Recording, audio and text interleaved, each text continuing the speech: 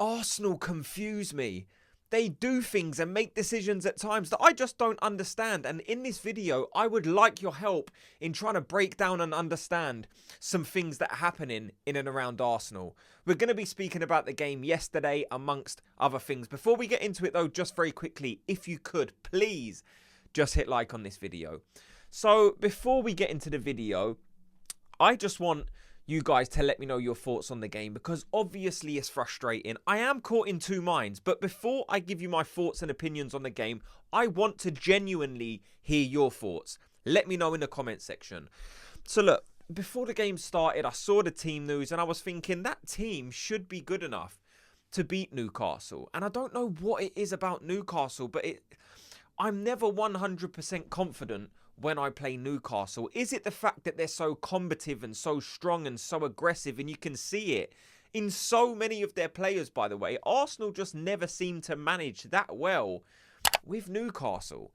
Like, we always seem to struggle. I never feel comfortable going into a game. I look at our midfield and I look at their midfield, and our midfield is very good, but we just seem to lose so many battles. We seemed to lack so much creativity. I'm looking at that attack at times and I'm thinking, is that even good enough? Like, is this attack genuinely good enough to do what so many of us Arsenal fans want?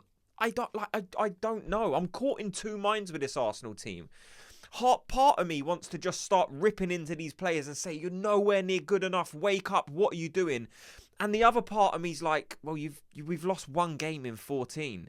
Like, we got a similar amount of points at this stage of the season than we did last season. I've got both of those things screaming at me, and I don't know what to make of it, because I do think Arsenal need to improve attacking wise. I'm looking at our attackers and I'm saying, you have to create chances. You need to be more direct. You need to be willing to take some risks. That's exactly what attackers do. They take risks and they get the rewards. I wasn't seeing that yesterday. I haven't seen that in previous games. Since we're missing Bukayo Saka, we are lacking in our attack. And then again, the part of me is like, well, calm down a little bit. You need to support these players. You need to keep on side of them. Don't start being too toxic, which I never am anyway. I understand that. But it's like, you've lost 1 in 14 games.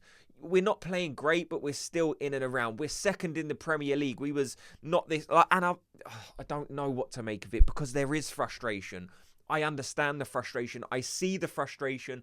And of course, I feel the frustration. But the game yesterday just wasn't good enough. Look, I made a few points about the game, just some talking points for me to put across to you guys. And of course, if there's anything you want me to know, let me know in the comment section. Because look, Anthony Gordon, even Anthony Gordon, who you wouldn't associate with being an aggressive player, I don't know about, he was winding me up yesterday. And look, if this was an Arsenal player doing it to a different team, I would love what Anthony Gordon was doing every single time. Jurriën Timber or someone else ran past him, he was just nudging him, pushing him in his back. Martinelli, Trossard, he was all over them. He was being so annoying. And as an Arsenal fan, because it's happening to us, I was like, oh, I can't stand what he's doing. But at times, that's what you need to do. So that's something I noticed. Just their whole team has an aggressiveness that Arsenal don't seem to be able to manage with all that well. After that, we had the Timber chance, and this wasn't the first chance of the evening for Arsenal in terms of a headed effort.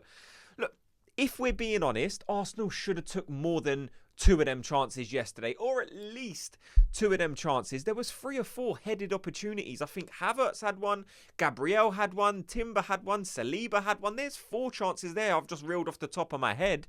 There was more as well, but Arsenal are not clinical enough right now.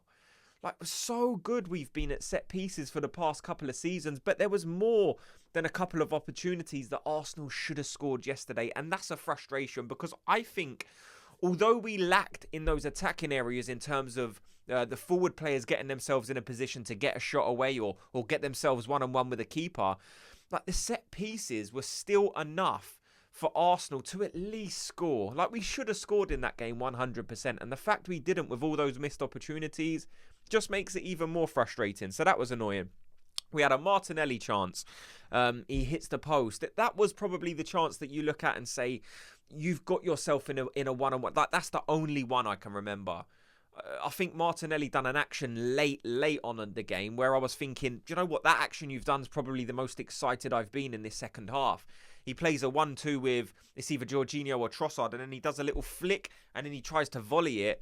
And like, that was creative. Why are we not seeing more of that? To break down teams, you have to have those think in the moments and then just go for it. And that's what Martinelli done. It didn't pay off. But like I said, in the second half, that's the most excitement I got, because we was dull.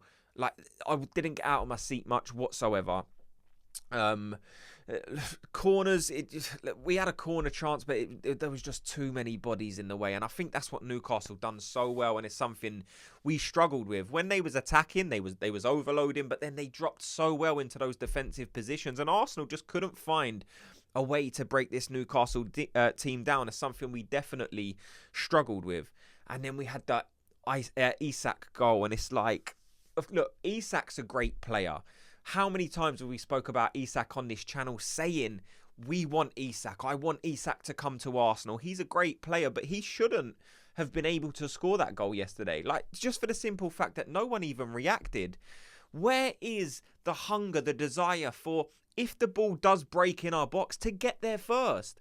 So many times we see Gabriel, Saliba.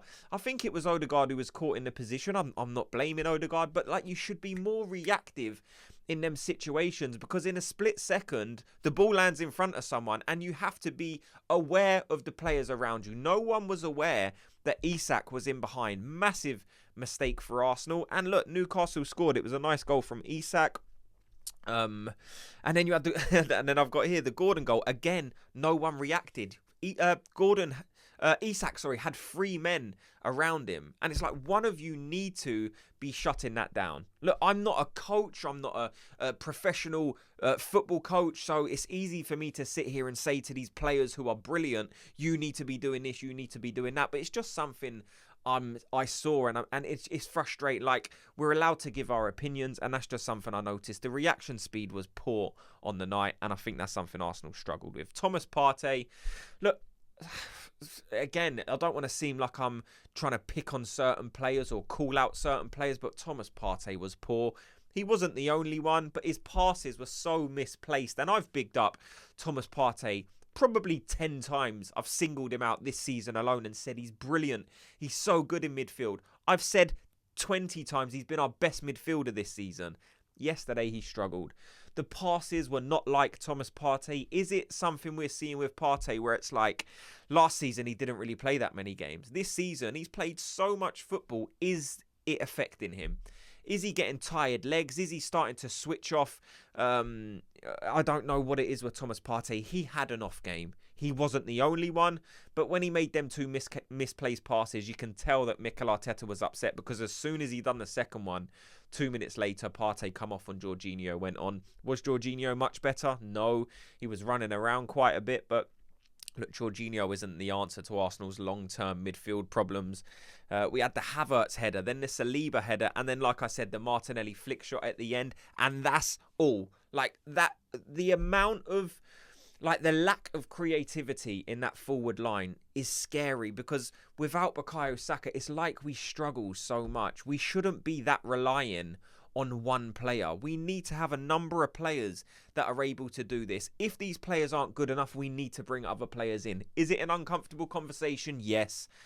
But these players at the minute are not performing at the level good enough to get the results that we need. That's the bottom line. That's the uncomfortable truth. These players either need to improve or we need to bring in better players. I don't know. That's just my thoughts on the game. Let me know yours in the comment section. Thanks so much to everyone for watching and listening. Before you go, do me a quick favour, hit like and subscribe, and I'll speak to you all in tomorrow's video. Gooners, have a good day.